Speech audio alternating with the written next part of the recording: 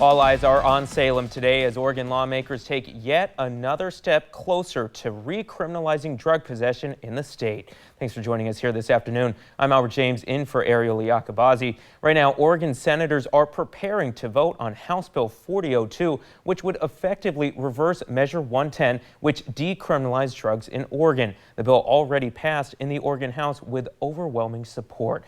KEZI 9 News reporter Julio Mora Rodriguez joins us live in studio with the latest developments from Salem, plus reaction from Eugene's police chief. Julio? Albert, yesterday the bill was passed by bipartisan vote in the Oregon House, 51-7 to be exact. State senators have heard arguments today for and against the bill. They could vote on it at any time. Now, if this bill passes the Senate and is signed into law by Governor Tina Kotek, it will be felt all across the state. I spoke with law enforcement to see how they will be impacted. Eugene Police Chief Chris Skinner was more than happy to talk about what HB 4002 would mean for his department. Let's go over a few of the provisions in the bill. It recriminalizes drug possession as a new drug enforcement unclassified misdemeanor. From a law enforcement standpoint, Chief Skinner says unclassified misdemeanors are nothing new in Oregon.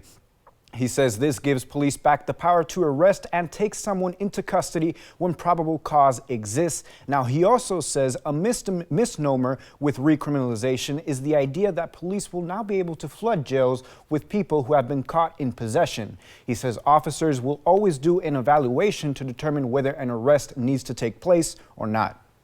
And that's not the case here in Eugene. There'll be instances where custody arrests will happen, but probably more incidents of citing in lieu of custody will happen in our community.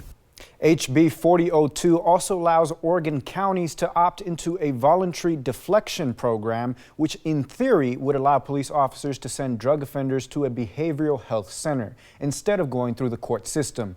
Chief Skinner says police would welcome having additional resources to help people suffering from substance abuse, but he also says for a system like that to be effective, it needs proper funding. I also was able to speak with Lane County District Attorney Patricia Perlow on this issue. Coming up at 5, we'll hear from her about how House Bill 4002 would impact her office and if they have the resources to handle more drug cases. Albert, back to you.